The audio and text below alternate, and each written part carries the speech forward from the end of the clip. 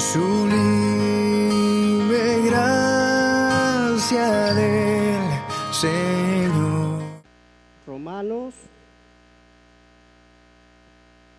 capítulo 8.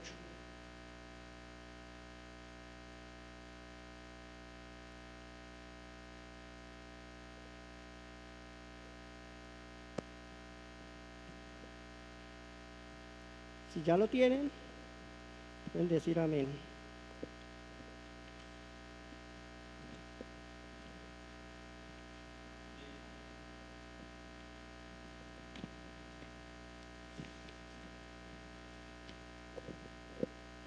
Dice de la siguiente manera: y de igual manera el Espíritu nos ayuda en nuestra debilidad, pues ¿qué hemos de pedir como conviene? No lo sabemos, pero el Espíritu mismo intercede por nosotros con gemidos indecibles. Mas el que escudriña los corazones sabe cuál es la intención del Espíritu, porque conforme a la voluntad de Dios intercede por los santos. Entonces, les decía que el pastor viene dándole una serie de estudios acerca de la doctrina del Espíritu Santo. No algo exhaustivo, pero estamos aprendiendo algo acerca de la personalidad del Espíritu Santo. Que Él dirige, que Él guía, que Él manda, que Él crea. ¿Sí ven? Entonces vamos conociendo quién es el Espíritu Santo. Y es necesario que la Iglesia de Dios conozca quién es el Espíritu Santo, porque también hay unos detractores y hay otros que lo llevan a un extremo. En esta noche he titulado la meditación en esta noche: el Espíritu nos ayuda en nuestra debilidad. Hermanos, una cosa: no podemos vivir la vida cristiana sin la guía del Espíritu Santo. No podemos. Es imposible para una persona vivir la vida sin que el Espíritu Santo nos guíe a nosotros. No hay posibilidad.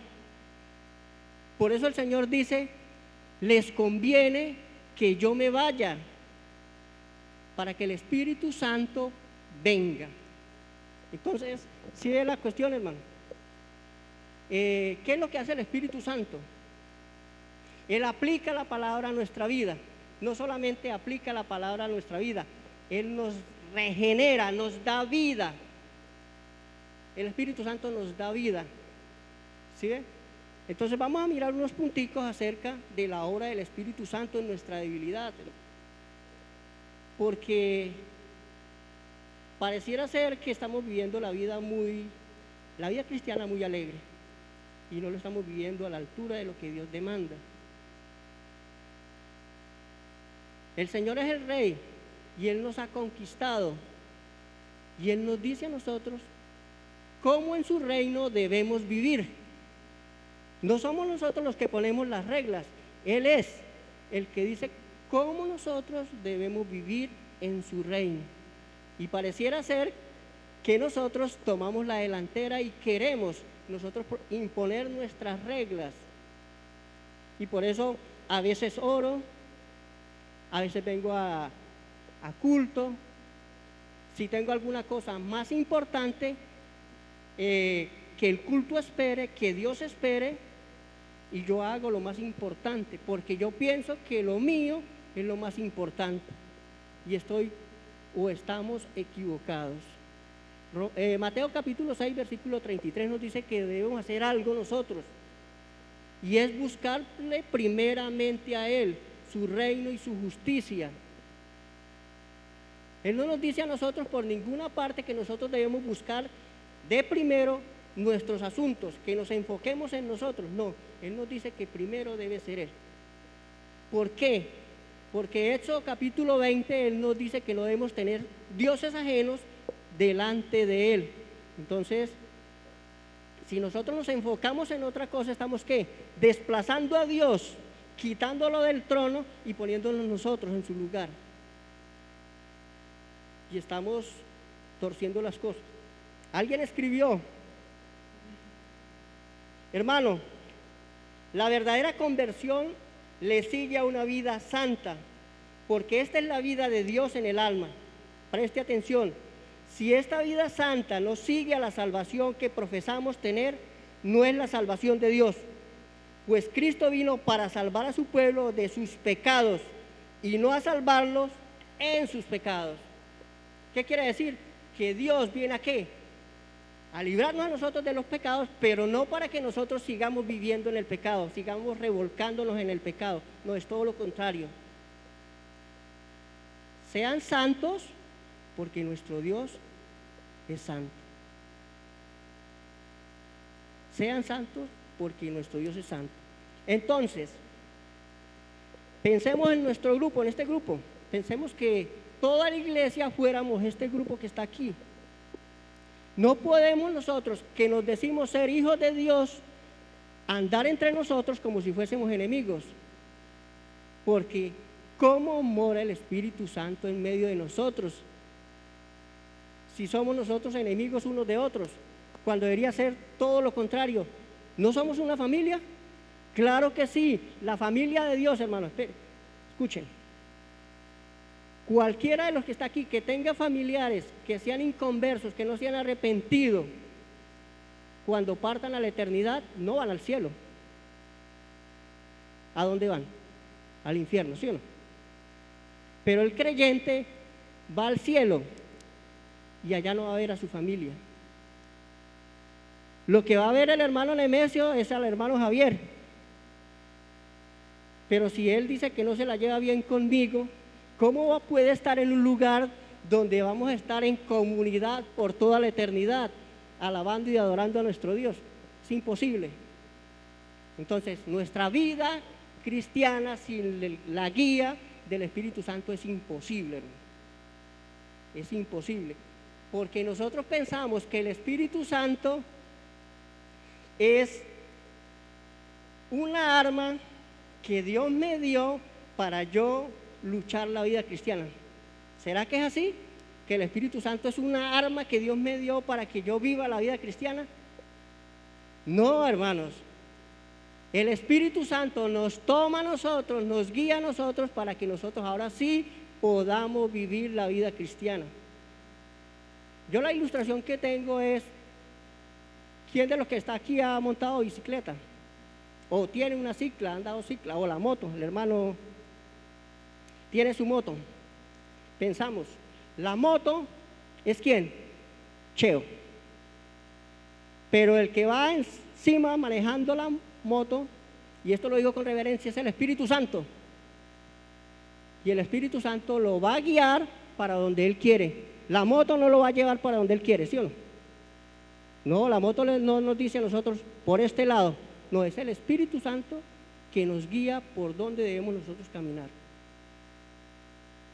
Y Él nos dice a nosotros en su palabra, un mandamiento nuevo os doy, que os améis los unos a los otros. La pregunta sería en esta noche, ¿lo estamos haciendo?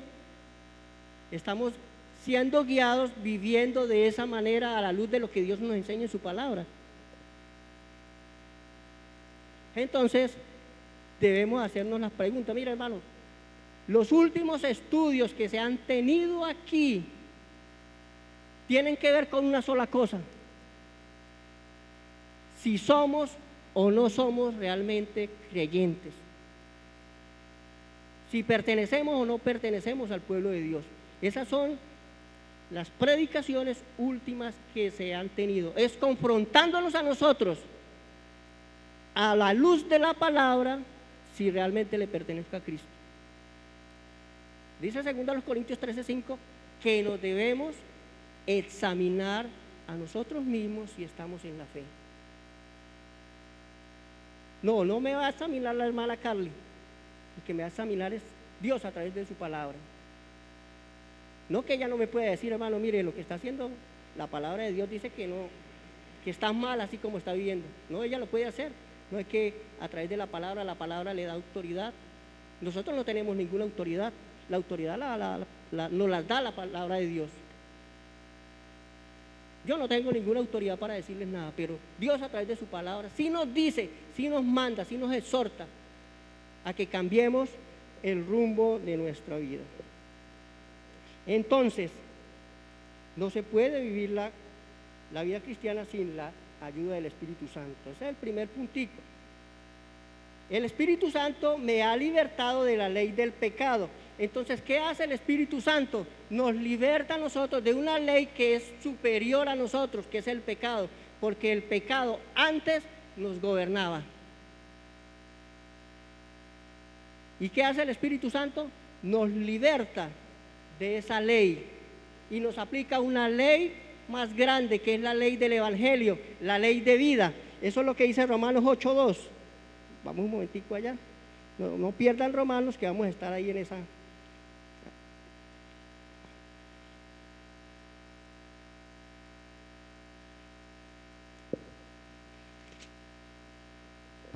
Porque la ley del Espíritu de vida en Cristo Jesús me ha librado de la ley del pecado y de la muerte. ¿Por qué? Porque el Espíritu Santo aplica la palabra a nuestra vida, el Evangelio, y ahora ese muerto viene a la vida y ese muerto ahora es justificado delante de Dios. Él no es justo, no, él es declarado legalmente justo delante de Dios. O sea que Dios ve a la hermana Aurora como si nunca la hubiera agraviado a él. Así lo ve Dios. Ve a cada creyente como si nunca lo hubiéramos ofendido, no hubiéramos dicho nada, ni hubiéramos tocado una ápice de su ley. ¿Pero es verdad? No, no es verdad. ¿Por qué? Porque sí transgredimos la ley de Dios. Y sí merecíamos estar en la condenación. Pero al Espíritu Santo aplicar lo que Cristo hizo a nuestra vida, su perfecta justicia, entonces ahora nosotros somos ¿qué? Declarados justos. Y eso es maravilloso, hermano, de personas que hemos hecho todo lo contrario, solamente por esa aplicación del Evangelio a nuestra vida, nosotros, nuestro saldo en rojo sea borrado. Y ahora estamos en paz con nuestro Dios. No debemos nada. Ah, pero entonces como nos acusan a nosotros, pero como ustedes ya están libres de todo, entonces vivan como ustedes quieran, ¿sí o no? No, eso demostraría que una persona no ha nacido de nuevo, que es una persona que sigue muerta en sus delitos y pecados, camuflada de cristiano. Entonces es más terrible, porque se está engañando a sí mismo creyendo que va para el cielo, cuando realmente va para ¿dónde? Para la zona caliente, va para el infierno. Entonces, terrible, ¿sí o no? Entonces el Espíritu Santo nos ayuda en esa debilidad, hermano. Somos débiles, nosotros por nosotros mismos nunca, jamás hubiéramos buscado a Dios. Levante la mano a los que están aquí, ¿cuántos estuvieron buscando a Dios y Dios no se dejaba encontrar? Adán y Eva estaban buscando a Dios allá en el huerto del Edén cuando pecaron contra Él, cuando transgredieron su ley. No, se escondieron. Se escondieron, ¿por qué? Porque la santidad de Dios no permite que una persona como usted y como yo, sin haber sido justificados, pueda ver a Dios. Caeríamos pulverizados cada uno de nosotros. Entonces el pecado es el que aleja al hombre de Dios. Entonces necesitamos que Dios mismo venga a buscar y a salvar lo que se había perdido. Nos capacita para cumplir los requisitos o las demandas de la ley. ¿Por qué? Porque usted ni yo podemos cumplir las demandas de la ley. No tenemos la capacidad, ni el poder, ni queremos hacerlo. Pero ahora en Cristo nosotros sí podemos sinceramente cumplir lo que la ley dice. No la cumplimos perfectamente, porque el que la cumplió perfectamente, esa justicia ha sido puesta a favor nuestro. Y por eso es que la ley ya no me condena, no los condena a ustedes. Porque la ley era ¿para qué? Alguien dijo que era un espejo que nos mostraba, que nos muestra a nosotros mismos. Pero la ley es más que un espejo, es como ese cristal allá, que Dios está allá, pensemos así de esa manera. y que yo no lo pueda ver por lo borroso que está y me está mostrando ese Dios santo allá, que yo soy incapaz de acercarme a Él porque estoy destituido de su gloria por causa de mi pecado. Entonces la ley me señala de que yo soy un transgresor de la ley, que yo no puedo ni siquiera por un instante cumplir su ley moral. Y como decía el pastor Sugel Michelén, no necesitamos pinchar el globo por diferentes partes, porque con una sola vez que pinchemos el globo, ¿qué sucede? Se daña, se destruye el globo. Con un solo mandamiento que transgredamos de la ley de Dios, nos echamos encima toda la ley. ¿Sí ve? Entonces, el Espíritu Santo sí nos capacita a nosotros para que nosotros obedezcamos ahora su ley. El Espíritu produce vida y paz. Dice Efesios capítulo 2, yo sé que ya todos ustedes se lo saben, pero voy a repetirlo. Él nos dio vida a nosotros cuando estábamos muertos en delitos y pecados. Y el Señor Jesucristo dice que cuando Él hablaba, lo que Él hablaba era espíritu y vida.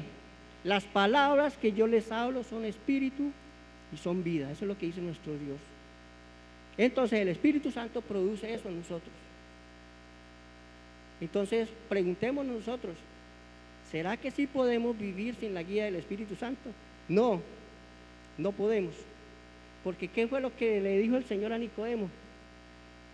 Nicodemo, necesitas nacer de nuevo, necesitas nacer del agua y del Espíritu.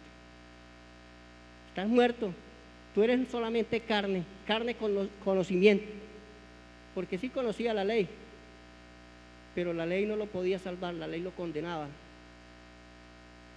Pero Él vino, aquel a quien sí podía ¿qué?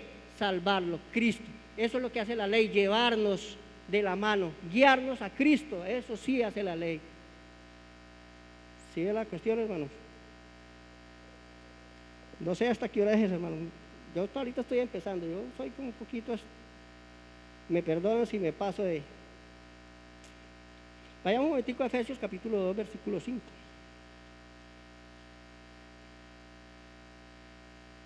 Dice que aún estando nosotros muertos en pecado, nos dio vida juntamente con Cristo. Él, el Espíritu Santo, nos dio vida juntamente con Cristo, o sea, nos da la vida de Cristo. Él sí aplica esa vida a nuestra vida. Él sí lo puede hacer. Nosotros no podemos darnos vida. Si nosotros pudiéramos darnos vida, no necesitaríamos de Dios. Cristo no hubiera dicho, Lázaro, ven, sal de ahí. ¿Para qué? Nosotros podemos darnos vida. Somos Dios. No, imposible. Necesitamos la vida de Cristo. El Espíritu Santo está involucrado en nuestra resurrección. ¿Sí sabían, hermanos, que el Espíritu Santo está involucrado en nuestra resurrección? Él lo va a hacer, miren, vayamos a Romanos capítulo 8. Eso lo dice la Escritura. No son inventos míos, es lo que Dios inspiró a Pablo para que él nos dijera a nosotros. Romanos 8:11. Y si el Espíritu de aquel que levantó de los muertos a Jesús mora en vosotros, el que levantó de los muertos a Cristo Jesús vivificará también vuestros cuerpos mortales por su Espíritu que mora en vosotros. O sea, que el Espíritu Santo nos va a ¿qué? El día que Cristo venga por segunda vez, Él va a vivificar nuestros cuerpos y vamos a tener cuerpos parecidos al de Cristo, glorificados, que no van a tener nada que ver con el pecado. Nada, hermano. Ni un ápice que ver con el pecado, porque dice el Señor que las cosas viejas pasaron y Él las ha hecho nuevas todas. Todas las cosas las hace nuevas nuestro Dios. Él no nos remienda, como dice por ahí una canción, que al taller del maestro, que Él nos va a remendar. No, Él no nos remienda. Él dice que Él nos hace nuevas criaturas. Él no arma un Frankenstein, no, Él hace una nueva creación para que nosotros podamos morar con Él por toda la eternidad. Y el Espíritu Santo, ¿qué hace? Nos vivifica porque nosotros no podemos hacerlo. El Espíritu Santo nos guía y nos capacita en la batalla. ¿No le ha sucedido? Yo sé que a la mayoría que enseña hace su bosquejo y de pronto no tiene un texto ahí apuntado, pero ¿sí? Viene a la mente y citamos el texto que tiene que ver con la enseñanza, que nosotros ni siquiera habíamos pensado en colocarlo, pero Él nos guía a eso. Él nos trae a memoria, dice que Él nos recuerda todas las cosas. ¿Cuáles cosas? Aquellas cosas que nosotros hemos estudiado, que nos hemos aprendido y que estamos de pronto aplicando. Entonces podemos citar el texto sin haberlo tenido aquí. Y dice que hace otra cosa, nos capacita en la batalla contra el pecado. Entonces, mire usted lo importante, que sin el Espíritu Santo nosotros no tendríamos ningún chance de luchar contra el pecado. Vuelvo y les digo, Él no es una arma en nuestras manos, no, somos nosotros en las manos de Dios. Efesios capítulo 5, versículo 18, ¿qué dice? No os embriaguéis con vino, en lo cual hay que disolución. Antes bien, sé llenos del Espíritu Santo, sé gobernados por Él, por el Espíritu Santo. Dejen que el gobierno del Espíritu Santo sea sobre cada uno de nosotros y verá que Él sí nos lleva, sí nos guía como debe ser. Nosotros no, nosotros hacemos las cosas mal. Miremos nosotros el pueblo de Israel, ahorita que estamos leyendo Jueces. Dios, de una manera misericordiosa, levantaba jueces que los librara de sus enemigos. Ellos clamaban a Dios, Dios los libraba. ¿Y qué sucedía cuando estaban tranquilos? Se volvían a los Baales, hacían enojar a Dios, duros de servir, le dice Él. Cuando estaban en el desierto, ¿qué querían? Volver a Egipto. No, allá tenemos nosotros de todo. Y de pronto no nos sucede a nosotros ahorita lo mismo. Estamos viendo una situación tremenda que se presenta aquí en Venezuela. Y nuestra mentalidad es influenciada por lo que dicen las noticias. Pero Colosenses, capítulo 3, nos dice a nosotros que la palabra de Dios more en abundancia entre nosotros, para que en esos momentos de debilidad, de que nosotros querramos salir corriendo de aquí, nos exhortemos los unos a los otros cantando, glorificando a Dios, cantando himnos, dándonos fuerza, como decía el apóstol Pablo allá en Tesalonicenses cuando estaban preguntando acerca de la venida del Señor. Maranata, Cristo viene. Con esas palabras ellos se animaban unos a otros.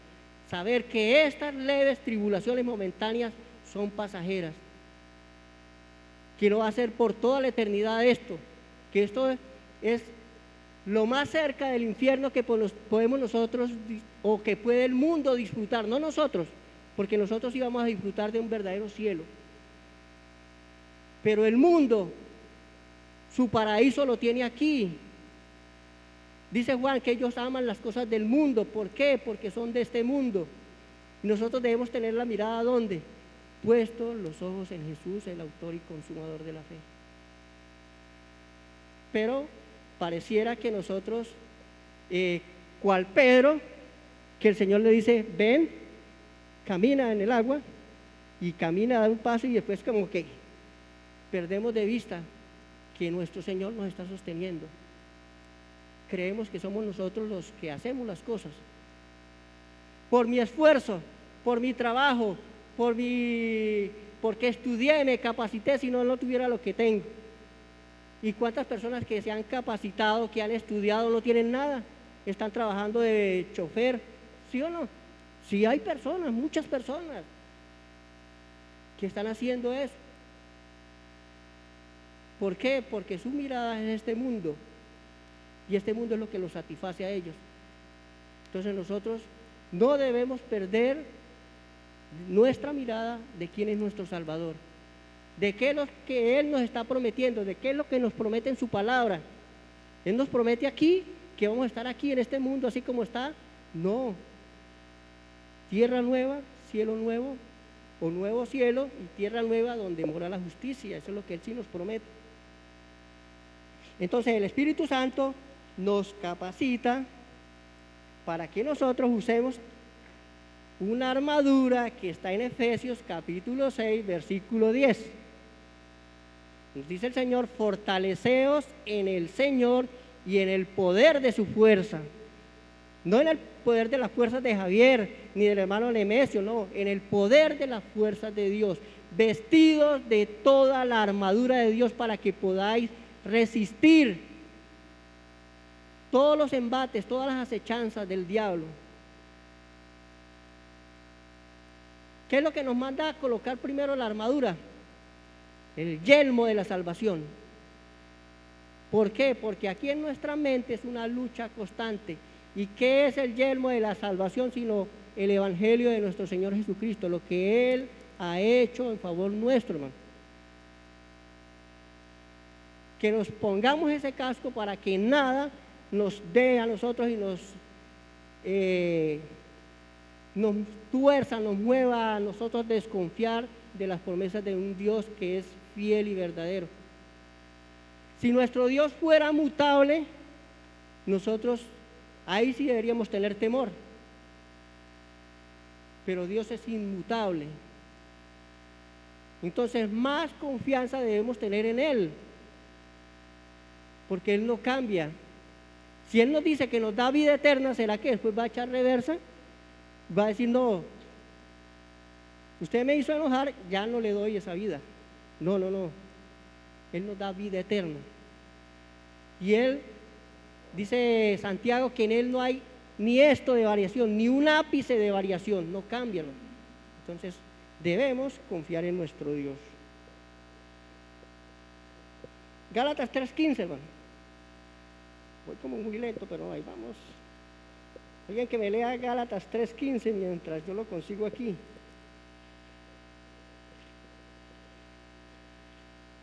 Y si no, no se preocupen, ya lo conseguí. Hermanos, hablo en términos humanos. Vamos a ver si es porque como un pacto, aunque sea de hombres una vez ratificado, nadie lo invalida. No es el texto que yo había buscado, después miraré cuál es. Pero sí nos dice el mismo Romanos capítulo 13, capítulo 8, versículos 13 y 14 de la siguiente manera: porque si vivís conforme a la carne moriréis, mas si por el Espíritu hacéis morir las obras de la carne, viviréis. Dice Gálatas que manifiestas son las obras de la carne. ¿Qué significa que manifiestas son las obras de la carne? Que se pueden ver. Que se pueden ver. Los deseos de la carne se pueden ver. Eso se puede ver. Pero también el fruto del Espíritu Santo en un creyente también se ve. Dice el versículo 22 de Gálatas 5: mas el fruto del Espíritu es amor, gozo, paz, paciencia, benignidad, bondad, fe, mansedumbre, templanza. No podemos decir nosotros que tenemos alguna de esas cualidades del fruto del Espíritu Santo, porque sería contradecir lo que Dios dice en su palabra, que es el fruto. Entonces el Espíritu Santo le dice: voy a darle un poquito de amor aquí al hermano Javier, o un poquito de paciencia para que soporte al hermano Nemesio. No, no es el fruto del Espíritu Santo en el creyente. Y por eso dice Filipenses capítulo 1, versículo 6, que el que comenzó en nosotros la buena obra la perfeccionará. Entonces Dios nos está capacitando con su Espíritu Santo para que ese fruto del Espíritu Santo se pueda ver en cada uno de nosotros. ¿Necesitamos templanza? Claro que la necesitamos todos. Porque hay veces que amanecemos como con ganas de no hacer nada, ni de darle gracias a Dios por un nuevo día que nos regala, ni de acercarnos a su palabra. Entonces necesitamos ser templados. ¿Por qué? Porque este mundo también ejerce atracción sobre nosotros. Quiere sacarnos a nosotros del sitio que tenemos nosotros. Entonces el mundo, ¿qué nos presenta? Todas esas cosas que son deleitosas, porque el pecado es deleitoso. ¿Sí sabían que el pecado es deleitoso? Claro que sí, porque si el pecado fuera lo más horrible del mundo, nadie pecaría, nadie codiciaría a una mujer, nadie agarraría lo ajeno. ¿Sí ven? Nadie diría mentiras. No, eso es malo. Estoy hablando algo que no es de esa persona, estoy mintiendo. Entonces el Espíritu Santo nos capacita en esa debilidad, va fortaleciendo nuestra vida para que cada día podamos nosotros enfrentar las acechanzas del enemigo, que anda como ¿qué? Como un osito de peluche, se muestra cariñoso, ay vengan, abrácenme. No, como un león rugiente buscando a quien devorar. Él anda desesperado, hermano. Él anda desesperado porque sabe que le queda poco tiempo.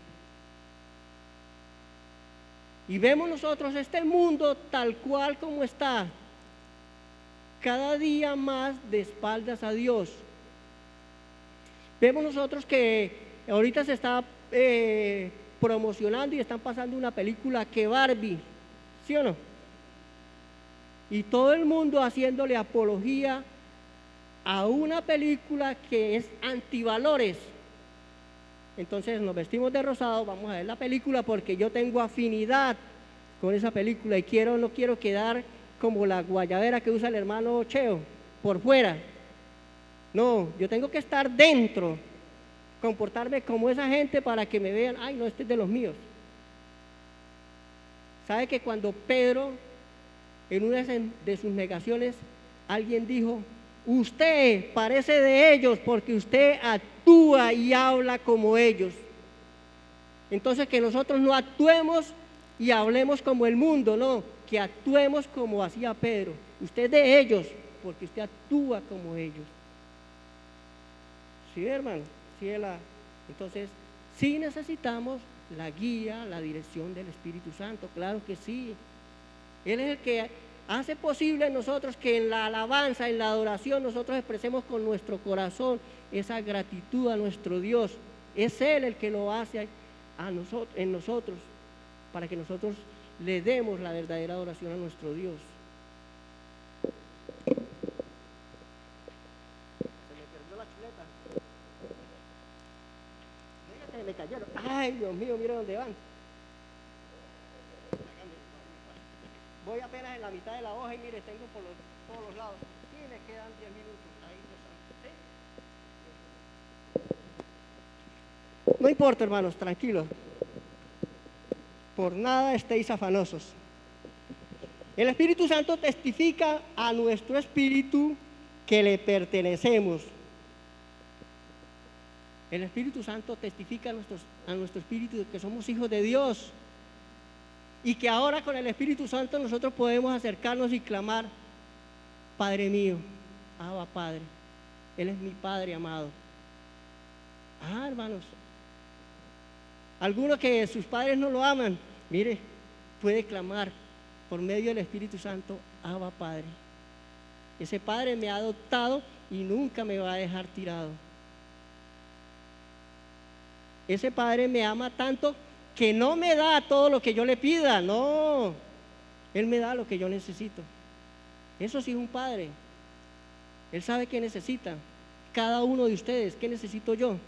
Y si necesita usted un tablazo, le va a dar un tablazo seguro, porque Él dice que azota a todo aquel que recibe por hijo.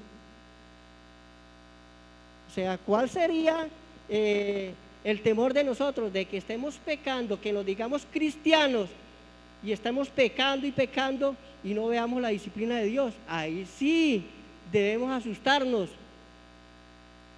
porque es un bastardo, no es un hijo de Dios, porque Dios lo va a disciplinar. Dice el Salmo 32, te haré entender y te enseñaré el camino por donde debes andar. Sobre ti fijaré mis ojos, dice el Señor. ¿Sí ve? No nos va a dejar, hermano. Preocúpense ustedes y preocúpese Javier si estamos haciendo lo malo y no pasa nada. Mire ese sinvergüenza como anda y todo le va bien.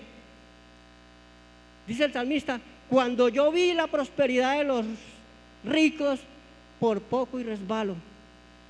Pero cuando vi el final de ellos, entonces ahí sí me aquieté. Ah, no, de ellos no se van a volver a saber más. O sea, que no nos pongamos nosotros a la ligera a querer enriquecernos de este mundo. No os hagáis tesoros en la tierra. No, aquí no hagamos nada, hermano. Aquí hagamos lo que Dios nos manda hacer. Mateo 28, 19 y 20. ¿Qué dice? Por tanto, id y haced discípulos a todas las naciones, bautizándolos, ¿sí dice así? En el nombre del Padre y del Hijo y del Espíritu Santo, enseñándoles todas estas cosas. Hay que enseñarle todo esto. O sea, no es simplemente hablarles y listo, dejarlos, no, y debemos enseñarles. Y nos dijeron a nosotros hace días que en los grupos familiares debemos, escuchen, debemos cada uno de nosotros buscar una persona que está visitándonos, que no conoce de Cristo y poderla discipular. ¿Lo estamos haciendo? No me conteste. Pero voy a darle otra pildorita de lo que dice aquí. Una vida santa tiene que manifestarse después de la salvación que Dios provee en Cristo. O el propósito de Dios en salvarnos sería derrotado, y esto no puede ser. Pues leemos en Efesios 1:4, según nos escogió en Él antes de la fundación del mundo para que fuésemos santos y sin mancha delante de Él.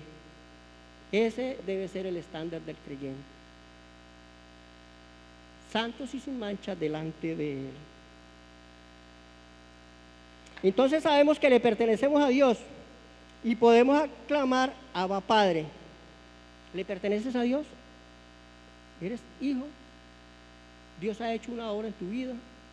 Si no, pídele a Dios perdón, clama a Él misericordia, porque Él dice que al que a Él viene, Él no le echa fuera. Si no te has arrepentido, si no has venido humillado delante de Cristo, clama a Él misericordia. Dice que Él es amplio en perdonar. Nuestro Dios es amplio en perdonar, hermanos.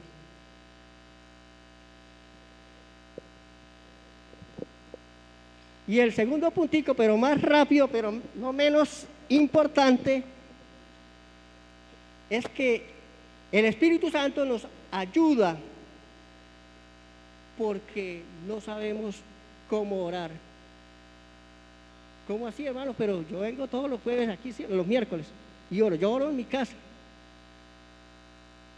Pero, claro, la Biblia nos enseña cómo pedir de acuerdo a la voluntad de Dios.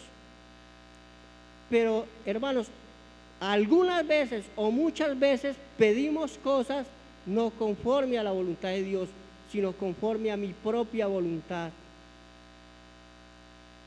Pensemos, una persona que se esté muriendo de cáncer, pensemos en un creyente, un verdadero creyente que esté muriendo de cáncer. Entonces todos los hermanos vamos a orar para que el Señor lo sane. Y de pronto el hermano está allá orando y diciendo: Señor, acuérdate de mí. Y el hermano queriendo irse a disfrutar de la presencia de nuestro Dios y nosotros buscando cómo retenerlo aquí, ¿no es orar en contra de la voluntad de Dios? Nosotros, ¿qué decimos? Yo era uno de hace unos años, el gobierno dijo que hasta el 2022, algo así. Entonces el 2022 sale, el 2021, en el 2021 sale. Y muchas veces oramos: Señor, saque esas personas de ahí, sáquenle. Pero la voluntad de Dios es tenerlo ahí. ¿Por qué? ¿Dios va a hacer mi voluntad? No, Él va a hacer la de Él. Y el Señor Jesucristo en el monte Getsemaní clama a su Padre: Padre, si es posible, si tú quieres, pasa de mí esta copa, pero no se haga mi voluntad, que se haga la tuya. Eso lo decía el Hijo de Dios. ¿Quiénes somos nosotros para pedir otra cosa que no sea conforme a la voluntad de Dios? Entonces dice que el Espíritu Santo nos ayuda en esta debilidad, porque como hemos de pedir como conviene, no lo sabemos. El apóstol Pablo tenía un problema. Dice en Corintios que él subió al tercer cielo. Si en el Espíritu, en la carne, él dice que él no lo sabe, pero que él subió al tercer cielo, donde vio y oyó cosas increíbles que no les es dado al hombre revelar, dice él. Y para que esas visiones no me saltasen de una manera desmedida, Dios me dio un aguijón. Y 3 veces he orado a Dios por esa situación. Y el Señor me dijo: bástate mi gracia, porque mi poder se perfecciona en la debilidad. Porque cuando soy débil, entonces soy fuerte, decía el apóstol Pablo. Y entonces él que siguió otra vez con la repetición de la repetidera, no vemos por ninguna otra parte el apóstol Pablo pidiendo por esa situación. Él entendió que Dios lo quería así. Y nosotros, hermanos, ¿no les ha sucedido a ustedes que de pronto estamos pasando por una situación de enfermedad? Hermanos, oren por mí. Y los hermanos oran y la persona ora y seguimos enfermos. ¿No será que el Señor me está diciendo algo?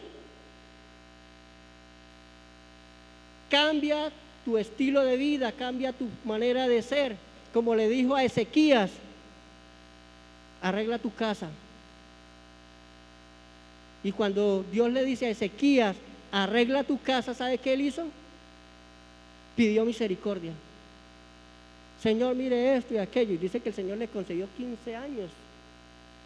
Pero era la voluntad de Dios que Ezequías se humillara delante de él y reconociera que él es Dios.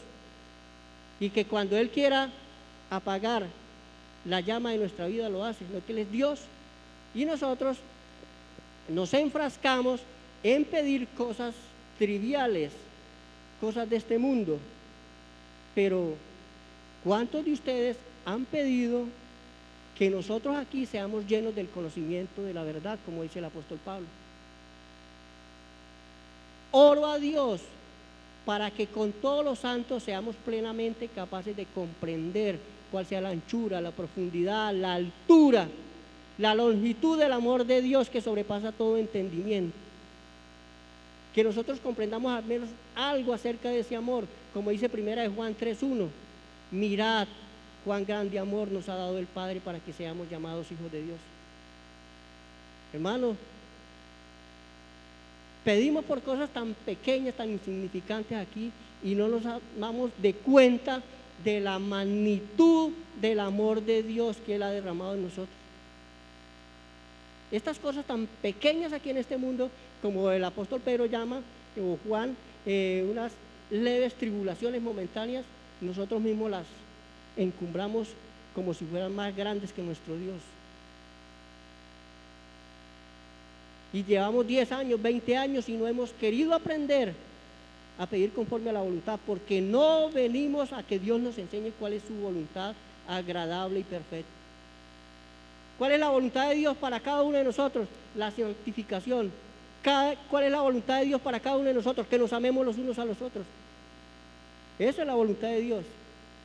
¿Cuál es la voluntad de Dios? Que cada día nosotros podamos ir afuera y predicar el Evangelio. ¿Cuántos familiares tienen ustedes y tengo yo que no conocen a Dios? ¿Sí ve? ¿Sí es la situación, hermano? Entonces sí necesitamos la guía del Espíritu Santo, porque aún en estas cosas tan tremendas no hemos entendido, no hemos aprendido. No es que el creyente nunca sabe qué es lo que debe pedir en oración. La palabra nos guía a hacerla, a rendir nuestra vida a Dios por la armonía entre los miembros, el perdonarnos unos a otros. Eso sí debería ser una prioridad en su vida y en la vida mía. Pedirnos perdón cuando haya que pedir perdón. Eso sí debería ser una prioridad en usted y en mí. Porque cuántas veces hemos ofendido a algún hermano y hemos hecho lo que hacemos todo el mundo, dejar que el tiempo cure esas cosas. y no es así como el Señor nos enseña. Él nos dice y nos acuerda cuando pasamos los domingos a traer la ofrenda, es que si yo me acuerdo cuando voy a traer la ofrenda de que mi hermana o mi hermano tienen algo contra mí, ¿qué debo hacer? Ponerme a cuentas con mi hermano.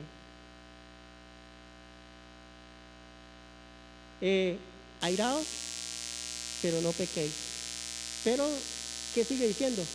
Que no se ponga el sol sobre vuestro enojo. ¿Qué más dice? Ni deis lugar al diablo. Porque un pequeño problema dentro de alguno de nosotros puede hacer que, si no sanamos esa herida, que se vuelva más grande. Y Dios nos ha llamado a paz. Entonces sí ve la importancia de que el Espíritu Santo nos guíe, nos capacite. Nosotros en las manos de Él vamos a ser y estamos siendo moldeados como ese barro en las manos del alfarero. Porque Dios va a hacer de usted y de mí lo que Él quiere. Unas vasijas para su honra, hermano. Seguro, Él va a hacerlo eso en ustedes y lo va a hacer en mí. Leía en esto, estamos leyendo Hechos en la noche con mi esposa y con mi hija. Y resulta de que agarraron a Jacobo y a Pedro y mataron a Jacobo. Y resulta de que vieron que esto le había parecido bueno al pueblo, mataron a ese que trastorna el mundo. Entonces, al otro día le tocaba a Pedro. Y resulta que los hermanos estaban haciendo algo. Estaban orando por Pedro. Pedro allá encarcelado y los hermanos estaban haciendo lo que el Espíritu Santo les impulsaba a hacer, orar por Pedro. Y Pedro estaba allá en la cárcel llorando, gritando, gimiendo porque al otro día lo iban a matar. No, dice la Escritura que él estaba durmiendo, estaba tranquilo, no tenía ningún temor. Porque como dice la Escritura, él sabía a quién había creído. Que ese Dios es poderoso para guardar nuestro depósito para ese día, para el día del encuentro con nuestro Dios. Vemos en Esteban algo parecido. Esteban predica el Evangelio a aquellas personas que odiaban el Evangelio. ¿Y qué hicieron? Lo apedrearon. ¿Y Esteban salió corriendo?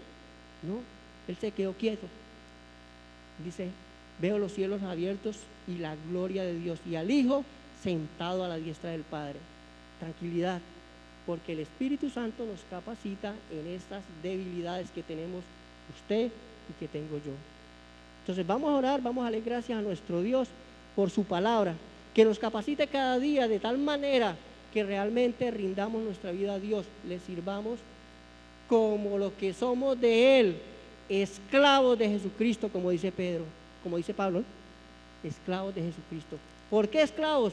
Porque Él nos compró a un precio muy alto.